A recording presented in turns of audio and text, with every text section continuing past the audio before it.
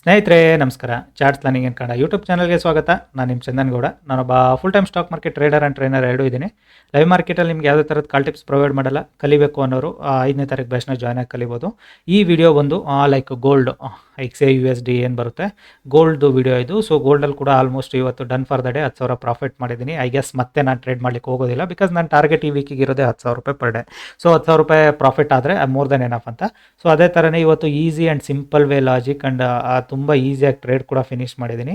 ಕಲ್ತ್ರೆ ಈಸಿ ಅನ್ನೋದು ಅದಕ್ಕೆ ನಿಮ್ಗೆ ಹೇಳೋದು. ಸೊ ಗೋಲ್ಡ್ ಆದ್ರೇನು ನಿಫ್ಟಿ ಆದ್ರೇನು ಎರಡು ಕೂಡ ಸೇಮೇ ಇರುತ್ತೆ. ಲೆಟ್ಸ್ ಸಿ, ಮೊದಲು ನಂದು ಪ್ರಾಫಿಟ್ ಆರ್ ಲಾಸ್ ನೋಡ್ಕೊಂಬನ್ನಿ, then you can decide it. So ಬೆಳಗ್ಗೆ ನಾನು ನಿಮಗೆ ತೋರಿಸಿದ್ದೆ. ಆ್ಯಕ್ಚುಲಿ ಬೆಳಗ್ಗೆ ನಾನು $49 ಮತ್ತು $13 ಬೆಳಿಗ್ಗೆ ಮಾಡಿದೆ ಅಂತ. Again I made it $39, $34. So almost over all ಎಲ್ಲದನ್ನು ನಿಮಗೆ ಟೋಟಲ್ ಮಾಡಿದರೆ ಆಲ್ಮೋಸ್ಟ್ $120 ಹತ್ತಿರ ಬರುತ್ತೆ ನನಗೆ.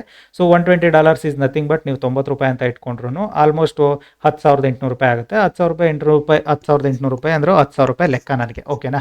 So this is my trading skill. So done for the day, no more trades.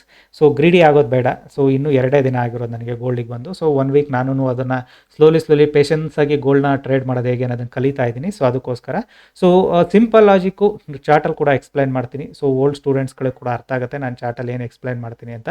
So ಹಾಗಾಗಿನೇ ವೆರಿ ಸಿಂಪಲ್ ಲಾಜಿಕಲ್ಲೇ ನಾನು ಕೂಡ ಇವತ್ತು ಟ್ರೇಡ್ ಮುಗಿಸೀನಿ ಬೆಳಗ್ಗೆಯಿಂದ. ಸೊ ಫಸ್ಟ್ ನೀವು ಟ್ರೇಡ್ ಲಾಜಿಕ್ಸ್ಗಳನ್ನ ಅರ್ಥ ಮಾಡ್ಕೊಳ್ಳಿ, ದೆನ್ ಯು ಡಿಸೈಡ್ ಇಟ್. ಓಕೆನಾ? ನಿಮ್ಮ ಮೈಂಡ್ ಸೆಟ್ಟಿಗೆ ಅದು ಸೆಟ್ ಆಗುತ್ತಾ ಇಲ್ವಾ ಅದನ್ನು ನೀವು ಡಿಸೈಡ್ ಮಾಡ್ಕೊಳ್ಳಿ.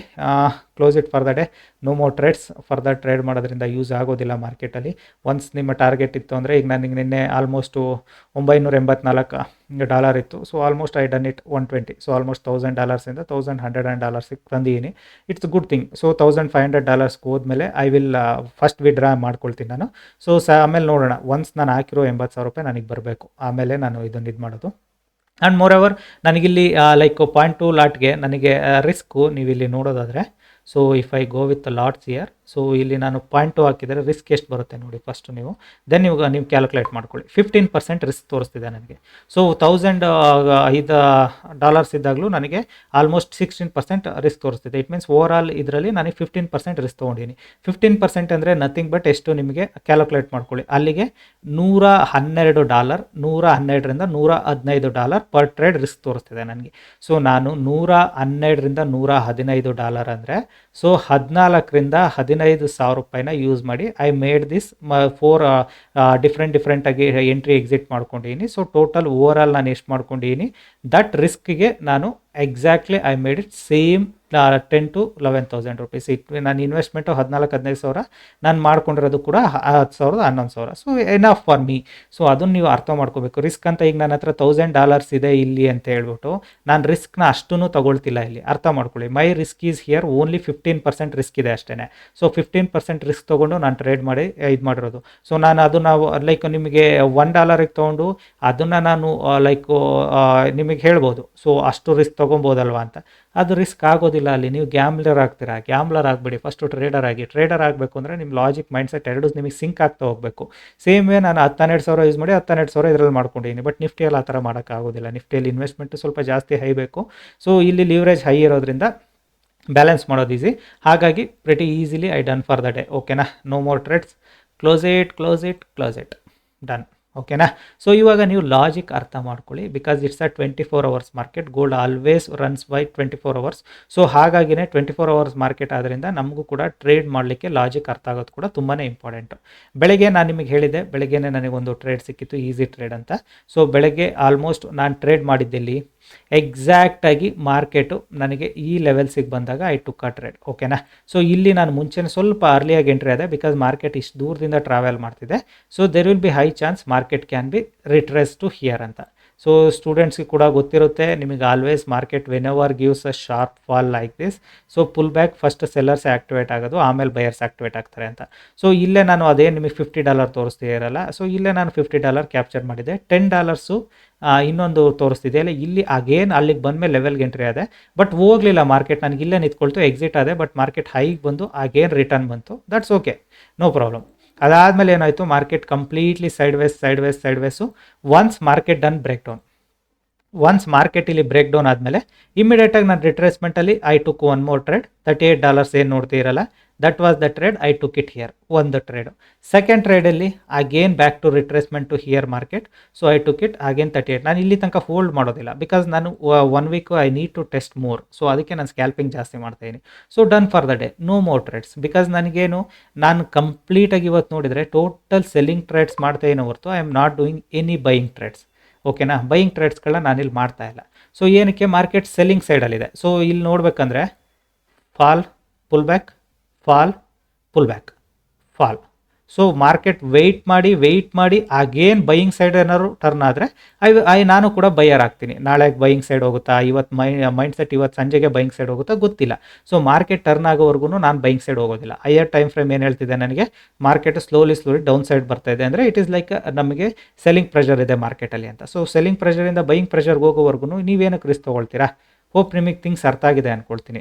ಸೊ ಬೈಯಿಂಗ್ ಪ್ರೆಷರ್ಗೆ ಹಿಂಗೆ ಹೋದರೆ ಮಾರ್ಕೆಟ್ ಎಲ್ಲಿ ಹೋಗುತ್ತೆ, ಸೆಲ್ಲಿಂಗ್ ಪ್ರೆಷರ್ ಆದರೆ ಹೇಗಾಗುತ್ತೆ, ಎರಡೂ ನೀವು ಅರ್ಥ ಮಾಡಿಕೊಂಡ್ರೆ ಸೊ ನಿಮಗೆ ಈಸಿಯಾಗಿ ಅರ್ಥ ಆಗುತ್ತೆ. ಓಕೆನಾ. ಸೊ ಬೈಯಿಂಗ್ ಪ್ರೆಷರ್ ಯಾವುದು, ಸೆಲ್ಲಿಂಗ್ ಪ್ರೆಷರ್ ಎಲ್ಲಿಂದ ಬರುತ್ತೆ, ಬೈಯಿಂಗ್ ಪ್ರೆಷರ್ ಹೇಗೆ ಬರುತ್ತೆ.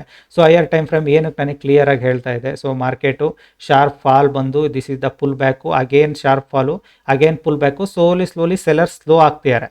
ಸೊ ಅಗೇನ್ ಫಾಲ್ ಆದರೆ sellers will more aggressive, otherwise buyers slowly accumulate ಆಗ್ತವ್ರೆ.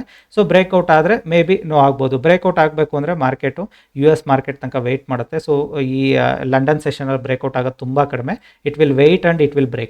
ಓಕೆನಾ. ಸೊ ವೆಯ್ಟ್ ಮಾಡಿ ಬ್ರೇಕ್ ಆದರೆ ತುಂಬಾ ಇಂಪಾರ್ಟೆಂಟು. ವೆಯ್ಟ್ ಮಾಡಿ ಬ್ರೇಕ್ಔಟ್ ಆಗುತ್ತಾ ಇಲ್ವಾ ಗೊತ್ತಿಲ್ಲ, but once if it is start trading again 244 ಮೇಲಕ್ಕೆ ಟ್ರೇಡ್ ಮಾಡ್ಲಿಕ್ಕೆ ಸ್ಟಾರ್ಟ್ ಮಾಡಿದರೆ market will start make higher I. ಓಕೆನಾ. ಸೊ 244 ಕೆಳಗಡೆ ಮತ್ತು ಇಲ್ಲಿಂದ 200 ಕೆಳಗಡೆ, ಇಷ್ಟರೊಳಗಡೆ ಏನು 40 ಪಾಯಿಂಟ್ ಬಫರ್ ಇದೆ, 40ರಿಂದ 50 ಪಾಯಿಂಟು, ಇಲ್ಲಿ ಮಾರ್ಕೆಟಲ್ಲಿ ಸ್ಕ್ಯಾಲ್ಪ್ ಮಾಡೋದ್ಬಿಟ್ರೆ ನಿಮಗೆ ಡೈರೆಕ್ಷನ್ ಸಿಗೋದಿಲ್ಲ. ಓಕೆನಾ, ಹೈಯರ್ ಟೈಮ್ ಫ್ರೇಮ್ ಪ್ರಕಾರ. ಸೊ ಅದೇನೇ ಲಾಜಿಕ್ ಇಟ್ಕೊಂಡು ನಾನು ಕೂಡ ಟ್ರೇಡ್ ಮಾಡಿದ್ದು. ಹೋಪ್ ನಿಮಗೆ ಲಾಜಿಕ್ಕು ಅರ್ಥ ಆಗಿದೆ, ಬೆಳಗ್ಗೆಯಿಂದ ಏನು ಟ್ರೇಡ್ ಮಾಡಿದ್ದೀನಿ ಅಂತ ಕೂಡ ಗೊತ್ತಾಗಿದೆ ಅಂದ್ಕೊಳ್ತೀನಿ. ಕಲಿಬೇಕು ಅನ್ನೋರು 5ನೇ ತಾರೀಕು ಬ್ಯಾಚ್ ಜಾಯ್ನ್ ಆಗಿ, ಬಿಕಾಸ್ ಗೋಲ್ಡ್ಗೆ ಸಮ್ ಸೆಟ್ಟಿಂಗ್ಸ್ ಚೇಂಜ್ ಮಾಡ್ಕೊಬೇಕಾಗತ್ತೆ, ಮೈನರ್ ಸೆಟ್ಟಿಂಗ್ಸು. ಸೊ ನಿಫ್ಟಿಗೆ ಸಮ್ ಮೈನರ್ ಸೆಟ್ಟಿಂಗ್ಸ್ನ ಚೇಂಜ್ ಮಾಡ್ಕೊಬೇಕಾಗತ್ತೆ. ಎರಡೂ ನಿಮಗೆ ಅರ್ಥ ಆಗೋದು ತುಂಬಾ ಇಂಪಾರ್ಟೆಂಟ್. ಓಕೆನಾ.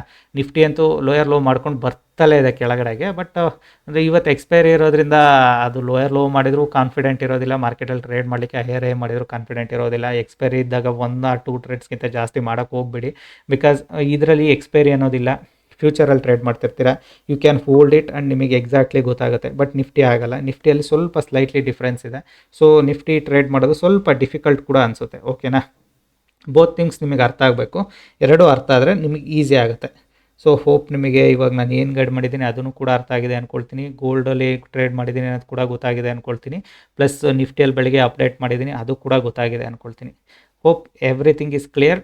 ಕಲಿಬೇಕು ಅನ್ನೋರು 5ನೇ ತಾರೀಕು ಬ್ಯಾಚ್ನ ಜಾಯ್ನ್ ಆಗಿ ಕಲಿಬೋದು. ಸೊ ಗೋಲ್ಡು ರಿಜೆಕ್ಷನ್ ಎಲ್ಲಿಂದ ತೊಗೊಳ್ತಿದೆ, ರಿಜೆಕ್ಷನ್ ಅನ್ನೋದು ನಿಮಗೆ ನಾನು ಏನಕ್ಕೆ ಇಷ್ಟು ಕಾನ್ಫಿಡೆಂಟಾಗಿ ಟ್ರೇಡ್ ಮಾಡ್ತೀನಿ ಅಂತಲೂ ನಿಮಗೆ ಅರ್ಥ ಆಗಿದೆ ಅಂದ್ಕೊಳ್ತೀನಿ. ಸ್ಟಿಲ್ 0.5 ಲೆವೆಲಿಂದ ಮೇಲಿಲ್ಲ ಗೋಲ್ಡ್. ಓಕೆನಾ. So sharp fall, retracement, sharp fall, retracement. It need to accumulate some more, then it can expect one breakout from upside. ಅಲ್ಲಿ ತನಕ ಬ್ರೇಕ್ಔಟ್ ಅಪ್ಸೈಡ್ ಆಗೋದಿಲ್ಲ. ಓಕೆನಾ. ಸೊ ಹೋಪ್ ನಿಮಗೆ ಥಿಂಗ್ಸ್ಗಳು ಈಸಿ ಮಾಡ್ಕೊಳ್ಳಿ, ಈಸಿ ಆಗುತ್ತೆ. ಟಫ್ ಮಾಡ್ಕೊಂಡಷ್ಟು ಟಫ್ ಆಗುತ್ತೆ. ಕಡಿಮೆ ಥಿಂಗ್ಸ್ಗಳನ್ನ ಚಾರ್ಟಲ್ಲಿ ಹಾಕ್ಕೊಳ್ಳಿ, ಕಡಿಮೆ ಇಂಡಿಕೇಟರ್ಸ್ಗಳನ್ನ ಚಾರ್ಟಲ್ಲಿ ಹಾಕ್ಕೊಳ್ಳಿ, ಸಿಂಪಲಾಗಿ ಅಪ್ಡೇಟ್ ಮಾಡ್ಕೊಳ್ಳಿ. ಓಕೆನಾ. ಓಕೆ, ಈ ವಿಡಿಯೋ ಇಷ್ಟ ಆದರೆ ದಯವಿಟ್ಟು ಲೈಕ್ ಮಾಡಿ, ಸಬ್ಸ್ಕ್ರೈಬ್ ಮಾಡಿ. Thank you all. Tata, bye bye.